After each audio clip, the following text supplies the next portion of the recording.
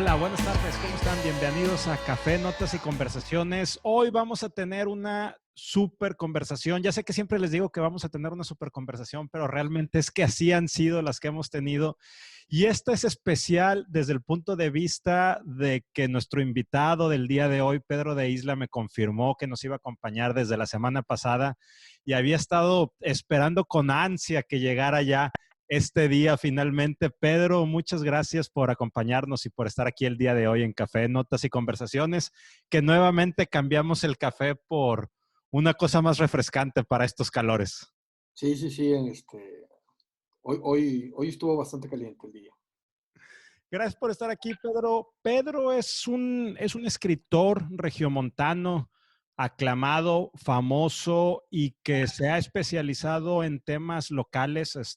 Hay dos libros en específico que me gustan mucho de Pedro.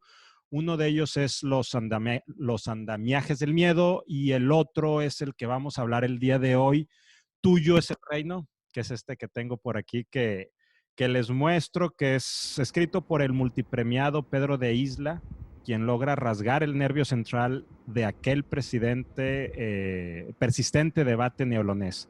¿Debería Nuevo León independizarse de México? Dar con la respuesta no será sencillo, tal como lo atestiguan los miembros del movimiento independentista Cofradía de San Luis Rey de Francia, y representará para sus miembros un verdadero debate entre la vida y la muerte, entre la libertad y la represión. Pedro, ¿cómo nace la idea de escribir este libro? Hijos, mira, a pesar de que el libro salió en el 18, 17, ya no me acuerdo. Bueno, ahora con la cuarentena uno ya no sabe ni en qué día vive, a veces ni en qué año vive. Ahorita te digo cuándo salió. Primera edición, abril del 16. El 16. Ok. Em, la verdad es que la idea la tenía desde hace 20 años. De hecho, el primer borrador lo habré empezado en el 97, 98 y se quedó guardado en un cajón. No me terminaba de gustar la novela, no me terminaba de gustar cómo le estaba tratando. Después, de hecho, se la mandé a un amigo, la revisión me dijo, es que el primer capítulo es una porquería, tal cual, quítalo. Y el final tampoco me gusta, quítalo. Le hice caso en el capítulo de inicio, no existe, desapareció por completo. Sin embargo, la letanía del final sí la dejé. Ya. Sí. Eh, y todo surgió porque a veces hay una pequeña chispa que es la que te dispara la idea. El asunto del independizarse de Nuevo León ha sido algo que ha existido aquí desde hace muchísimos años, con diferentes acentuaciones y demás. Pero un día estaba con un amigo y me dijo que iban a ser su hijo. Ah, muy bien. Dije, ¿cómo se va a llamar? Me dijo, Santiago. Y yo, Santiago. Bueno, que yo sepa, no hay nadie en tu familia que se llame Santiago. Y me dijo, pero es por Santiago Vidaurri. Y yo, El innombrable Vidaurri. el innombrable Vidaurri. Y yo, ah, muy bien. Sí, es que yo sí creo que debemos de independizarnos. Y entonces se me vinieron muchas cosas a la cabeza. Dije, bueno, la idea de que Santiago Vidaurri se quería separar es un mito genial, que no existe ninguna evidencia de eso, pero se utilizó en su contra en su momento. Sí. Y dije, bueno, si esta persona cree en eso, seguramente hay otros que también se creen esa historia. Y ahí empezó el germen, ¿no? De la idea de escribir sobre un ficticio intento de independizar a Nuevo León del resto de la República. Oye, pues bueno, ni tan ficticio. De hecho, tú aquí que me hiciste favor también de poner la dedicatoria, dice una historia que cada cierto tiempo revive en estas tierras y coincidentemente ahorita la estamos viviendo nuevamente, ¿no? En prensa. Digo, de una manera distinta, aquí estás hablando de un alzamiento armado. Ahorita lo estamos viendo a nivel político de la reconfiguración del pacto fiscal, pero es algo que realmente yo lo he escuchado en los últimos años al menos dos, tres veces. A veces agarra un poco más de auge, es un tema más político, pero es algo que está ahí, ¿no? Sí, claro, de hecho, en una de las presentaciones de la novela en la Casa del Libro de la universidad, se me acercaron tres muchachos y me dijeron, bueno, pero entonces, sí, la idea sí es que lo hagamos. Y yo dije, ¿perdón? ¿Hacerlo, hacer qué? ¿Hacer qué? Sí, ¿Hacer el sí, qué? el asunto de independizarnos. Y dije, wow, ok. Eh, el asunto del pacto federal es uno de los puntos. Sí es cierto que el pacto federal es inequitativo. Difícilmente tendría sentido un pacto federal que no fuera inequitativo. Si le das una cantidad de dinero al gobierno y espera recibir lo mismo y todos esperan recibir lo mismo, pues entonces, ¿cuál es el sentido del pacto federal, no? Por ahí haces mención a eso, en el texto haces mención precisamente a eso, con palabras un poco más altisonantes, pero es una de las conversaciones que suceden. Ah, sí, en muchas ocasiones he escuchado esa idea de que nosotros trabajamos en el norte para mantener al resto de la república y ese tipo de... Déjame leer este pasaje. Dice, pero no queremos mantener a tanto parásito. El hombre encendió su cigarro y le dice, ¿y quién te dijo que los mantienes? Le contesta la otra persona, nuestros impuestos no regresan al Estado, se los quedan otros que no producen igual. Nuevo León mantiene muchos mexicanos. ¿Y quién te dijo que el dinero debe regresar a su lugar de origen, pendejo? Ese Sí, es el tema. Si no, no tendría ese sentido. así es. Si no, el pacto no tendría sentido. ¿Qué tan inequitativo es? Bueno, eso ya es otro asunto, ¿verdad? Oye, Pedro, los personajes ¿en quién te inspiras? Tenemos principalmente a Jaime, es hijo de un político, a Pablo, un millonario que vive aparentemente en las grandes residencias de San Pedro, ahí por los callejones. No lo dices textualmente, yo lo asumo, pero te estás poniendo rojo, entonces supongo que sí. Héctor, el abogado laboral de empresas, y Miguel Ángel, de descendencia italiana, es total, de esos que son extranjeros, pero se creen totalmente regios, xenófobo, de cepa. La verdad es que estos, que son los personajes principales, obviamente hay más, pero lo siento eh, muy bien escritos, pero sumamente estereotipados, como si fuera una crítica muy puntual, muy punzante a lo que es la clase media, media alta regiomontana actual. Con todo y que el libro lo tienes ubicado en 1996. Sí. Ahorita 2020 le estaba enseñando a mi papá le tomé unas fotos a unos pasajes del libro porque me dijo, préstamelo. Le dije, no, cómprate el tuyo. Me dice, oye, ¿cuándo lo escribió? Parece que lo hubiera escrito hace unos días, ¿verdad? Cuando haces una descripción de lo que es la ciudad.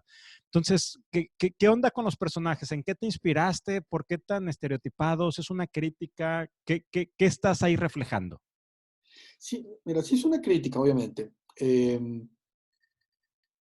Pero también hay que entender, y eso no aparece en la novela, hay que entender que las revoluciones no las hace el pueblo. ¿Sí? El pueblo a veces es el que paga las consecuencias de la revolución y es el que pone el cuerpo, pone la carne, pero las personas que la diseñan, que la planean, que la ejecutan, este, es gente preparada. O sea, no es el obrero que sale de la fábrica y de ahí se va a ir a hacer la revolución. Es el intelectual, es la persona que tiene tiempo para pensar, que no se pasa todo el día buscando la papa o Sí. persiguiendo la chuleta, como pudiéramos decir, sino que tiene oportunidad de ver el entorno, analizarlo y tratar de encontrarle una solución, su solución, ¿no? En ese sentido, por eso los escogí. Ahora, estamos hablando de una revolución, es muy diferente a un levantamiento. No es lo mismo preparar una revolución y ser José Martí o ser Madero a hacer un levantamiento como el que tumbó a Ceausescu, Sí. donde más que una revolución fue tratar de tumbar al tipo sin saber qué va a pasar más adelante, ¿no? Entonces, esa es la idea. Y bueno, yo sí tengo una cierta fijación con San Pedro.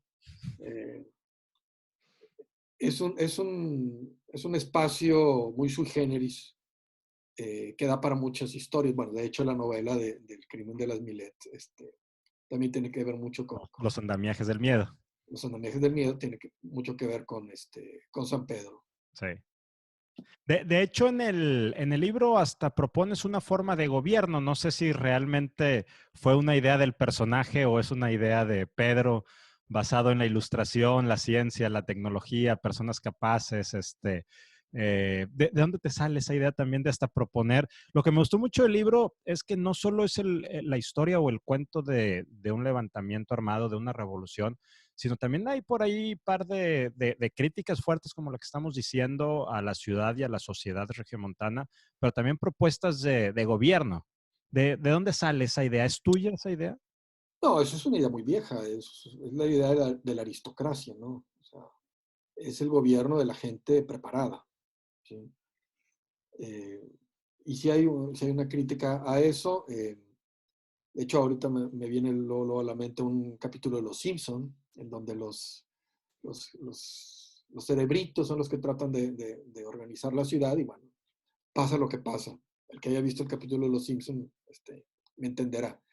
Eh, tener capacidad intelectual, o tener capacidad mental y tener capacidad para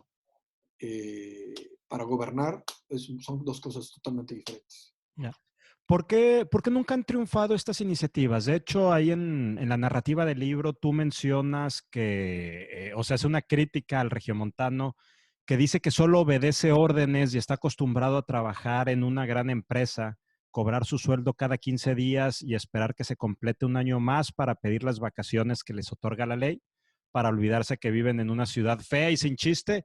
Y de ahí haces una descripción, hasta arquitectónica de la ciudad, ¿verdad? De que cualquier esquina es hasta para poner un tendajo y quitar todo lo que sea verde. Entonces, ¿por qué no han triunfado? ¿Es por eso? Porque el regiomontano está apendejado. No, yo creo que no ha triunfado porque es un mito, es una ilusión, es algo que no hay manera de que suceda. O sea, si independizas a Nuevo León, no va a tener agua, no va a tener recursos naturales, no va a tener una salida al mar, no va a tener muchas otras cosas, ¿no? Eh, si tratas de independizar al noreste de la República, bueno, a lo mejor si hay Ya se podría hacer cosas diferentes. algunas cosas diferentes, pero, pero la verdad es que el mundo está tan interconectado que no hay manera, ¿sí? Y tenemos el ejemplo de los catalanes, ¿no? Sí. Tenemos el ejemplo de los catalanes que la verdad es que si lograran separarse, lo único que lograrían sería hundir su economía. Es una, es una idea de derecha, en el caso de los catalanes sobre todo, es una idea de derecha que les compró la izquierda y se la comieron completita la izquierda y entonces la izquierda es la que lo propone, pero es una idea de derecha, o sea, vamos a aprovechar lo nuestro y no le vamos a dar a nadie. Entonces, si un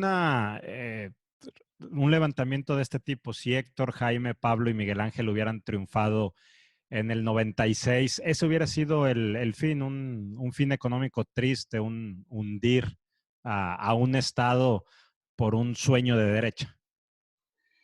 Yo creo que si ellos si hubieran logrado levantar, hacer el levantamiento, se hubiera acabado en 15 días. No hubieran llegado a más allá. Sin un ejército, sin una facilidad de controlar unas fronteras. Si hay un estado con unas fronteras complicadas en Nuevo León, por su forma, se hubiera acabado en 15 días. O sea, ¿Quién los delató? este, El libro no lo dice, entonces lo puedo preguntar. este, eso te lo digo después para que la gente que lo lea, se quede con la duda. Pueda sacar sus Para sacar sus conclusiones. propias conclusiones. Eso te lo digo off the record. Oye, por qué el regiomontano se siente diferente al resto del país? ¿Se siente más cercano a Estados Unidos que al resto de México? También haces mención en eso. ¿Qué hay? Bueno, es que no es nada más el regimontano. Eh, México es un resultado de una política española, la de Carlos V, en donde el centralismo era impresionante.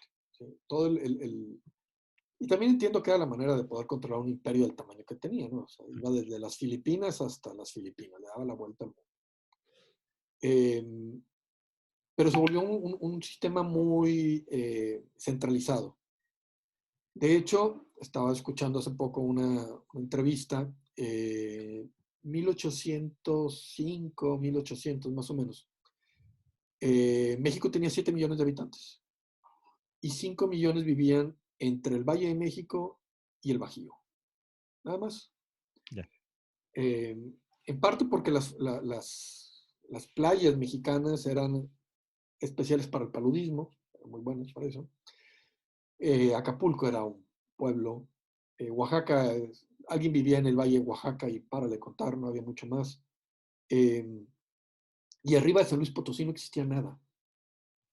Y al gobierno mexicano no le interesaba nada que pasara más arriba de San Luis Potosí. Y la verdad es que también la península de Yucatán no les interesaba. Y además de que no les interesaba, estaba muy, muy alejada. O sea, era una semana de viaje desde Mérida a la Ciudad de México, y eso que te ibas por barco, por el Golfo, si no, peor. Entonces, pues era muy sencillo que los yucatecos, la península, yucatecos como península, no como estado, pues pensaban en separarse y fundar la hermana República del Yucatán y la guerra de castas y todo lo que se dio allá. Y en Sonora lo mismo. Y nosotros perdimos eh, Texas, pero la perdimos porque tampoco nos interesaba. O sea, todos los habitantes de Texas, los que hicieron los ranchos tejanos, que tenían un permiso para tener esclavos, cosa que no existía en el resto de la República, un, hacerse la vista gorda, Sí. eran americanos. Había 2 o 3 ranchos de mexicanos y párale contar, no había nada más. Entonces, la verdad es que no le interesaba a la República. La República era, y luego la hacen federación, y cuando se viene la guerra con Estados Unidos un poco antes, Santana lo vuelve a centralizar todo y es la excusa ideal para los tejanos para separarse. Pero Sonora tampoco, y Nuevo México estaban demasiado lejos del poder. Entonces, si al poder central no le interesaba lo que sucedía acá arriba, pues acá arriba tampoco nos interesaba lo que pasaba abajo. Entonces no hay un sentimiento de unidad como país a la fecha.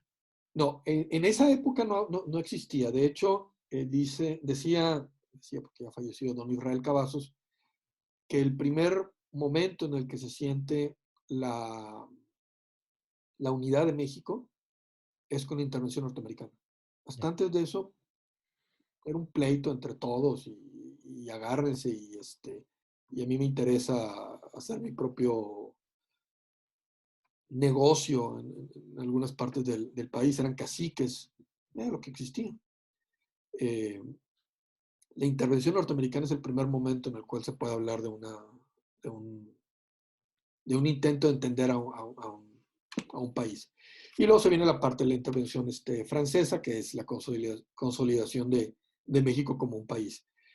Pero ese es un sentimiento que siempre estuvo y que ha prevalecido, y que cada cierto tiempo, con cuestiones como el pacto fiscal, le meten un poquito la puya, ¿no? a eso. Y además que nosotros tenemos la frontera muy cerca de los Estados Unidos. Decía otro maestro que ya falleció, decía que Monterrey es la ciudad más tejana al sur del río Bravo. Ya. Otro amigo decía que Monterrey era una ciudad tejana hecha con poco dinero. Ese me gusta más. Y entonces, la verdad es que para uno era más fácil ir a Estados Unidos que ir a San Luis Potosí. Ya no digas a la Ciudad de México, ¿no? Sí. Entonces, ese asunto de no nos importan, entonces podemos nosotros trabajar por nuestra cuenta, con singular alegría. Funcionó muy bien aquí. Aquí prácticamente nos llegó la noticia de que éramos independientes. Sí. Aquí no Me hubo. imagino que tarde llegó la noticia. Un par de mesecitos a lo mejor, ¿verdad? Pero la verdad es que la independencia se forja en el centro y en el sur de la República. Sí. Y acá nos avisan. ¿Tú crees que hoy en día, desde tu perspectiva de escritor, hoy en día sería factible que algún estado o alguna región del país se separara? No, no veo manera, te digo, hace 100 años a lo mejor con las economías más regionales. Ahorita con la economía global que tenemos, no hay manera. ¿Has, Los catalanes no pueden, los vascos no pueden, vamos a poder aquí. has visto, Pedro, la serie esta de Amazon, The Man in the High Castle? No, Que es una serie que te cuenta cómo hubiera sido si Alemania hubiera ganado la Segunda Guerra Mundial. Alemanes y Japón, de hecho ahí es donde inicia la serie, alemanes y japoneses ganan la Segunda Guerra, Estados Unidos lo dividen en tres partes, toda la costa oeste es japonesa, la costa este es alemana y en medio le llaman territorio neutro, que es realmente una zona sin ley una zona sin ley muy pobre, entonces está ambientada después de la Segunda Guerra Mundial. ¿Qué hubiera pasado o te has imaginado como escritor si en aquellas épocas, un poco antes quizá de eso, siglo XIX o siglo XX, se hubiera dado una independencia de los tres estados del noreste de México, que también la famosa República de la Sierra Madre, que no sé si sea un mito o sea realidad? Desde tu punto de vista de escritor, ¿no te has planteado cómo se hubiera visto una historia a partir de ahí, siguiendo el símil de esta serie?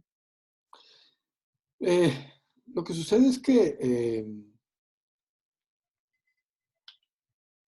no, la verdad no me lo habría planteado. Eh, Vamos a escribirlo. escribir una ucronía sería, Coautoría. Tú lo escribes y yo pongo mi nombre al lado, por la idea. ok. No, quién sabe, a lo mejor hubiera sucedido lo mismo que sucedió con Texas, que primero se separa y luego se incorpora a los Estados Unidos. Eh, que fue lo mismo que trataron de hacer con Sonora, con los filibusteros que mandaron para tratar de separarla y después unirla a los Estados Unidos. Eh, no, la verdad es que no No, no, no, me he no, no planteado. has jalado el hilo por ahí. No, no, la verdad no. Ya. Algo de este libro, ya para ir cerrando la conversación, Pedro, que la verdad te súper agradezco. Algo de este libro que quieras compartirnos que no hayamos abordado, alguna pregunta que no te haya hecho, algo que se nos pueda estar escapando. Este, no sé, ¿Alguna anécdota que te haya dejado la escritura posterior o algo posterior como la que nos comentabas ahorita de que ya te estaban invitando a levantarte en armas? de los levantamientos. No, existen muchos mitos alrededor.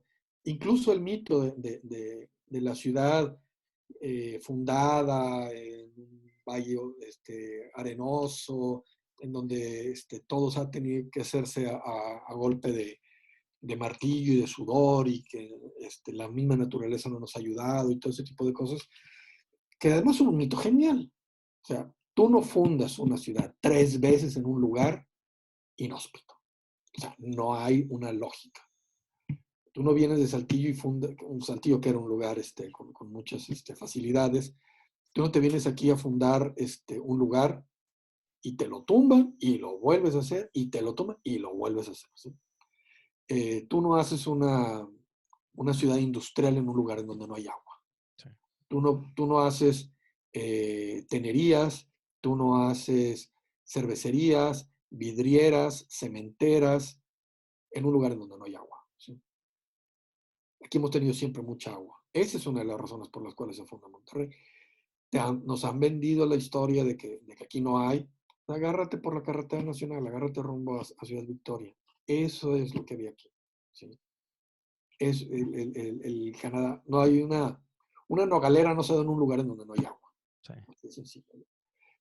Pero es parte del mito de que nosotros solos, sin ayuda de nadie, creamos esta sociedad. ¿Sí?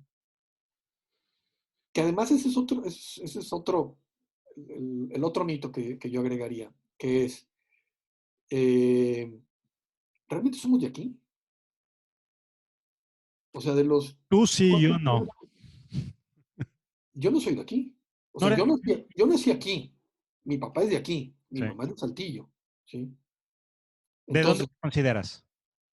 no, yo me considero de aquí. Pero el asunto es, esas generaciones y generaciones que han estado luchando, a la hora de las presentaciones yo le digo a la gente, a ver, por favor, levanten la mano los que tengan a sus 4 abuelos del estado. No estamos hablando de Monterrey, del estado de Nuevo León. El 20% de la gente, Muy poca 25% gente. de la gente. Que luego además, algunos de los que vienen de fuera se vuelven más regios que los regios. El caso de Miguel Ángel. Hay muchos casos. Miguel Sí, Ángel, el personaje sí. del... Porque es como tratar de decir, me lo merezco y estoy haciendo todo el esfuerzo y estoy poniendo toda mi voluntad para ser como ustedes. Sí. Pasa cuando vas a la frontera. No hay nada más difícil que te toque un vista México-americano.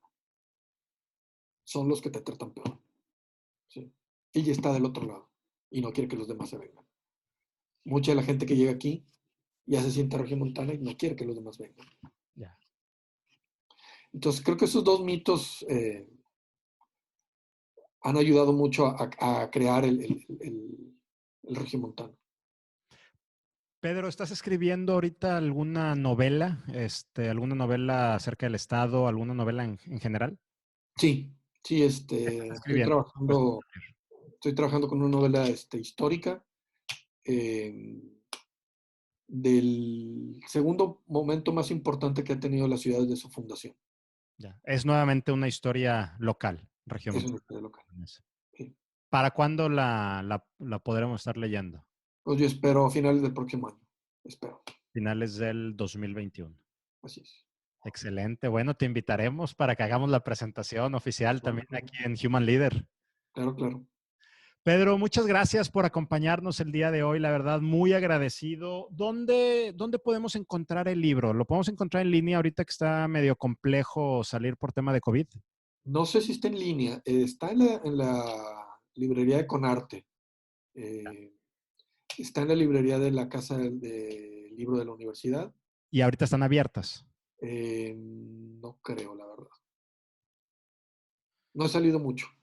Si te fijas, mis libros aquí todavía no están atrás porque estuvo aquí enclaustrada mi hija por el COVID como ¿cómo se llama? Como una medida de seguridad y no hemos salido mucho. Pues bueno, si no voy a subastar este libro ahorita que hay escasez de Tuyo es el Reino de Pedro de Isla y firmado por el autor. Entonces, ya saben, Pedro, muchas gracias nuevamente por acompañarnos. Gracias a ustedes por estar hasta aquí en esta conversación. Búsquenos en nuestras redes como Human Leader. Nos vemos la siguiente semana. Gracias.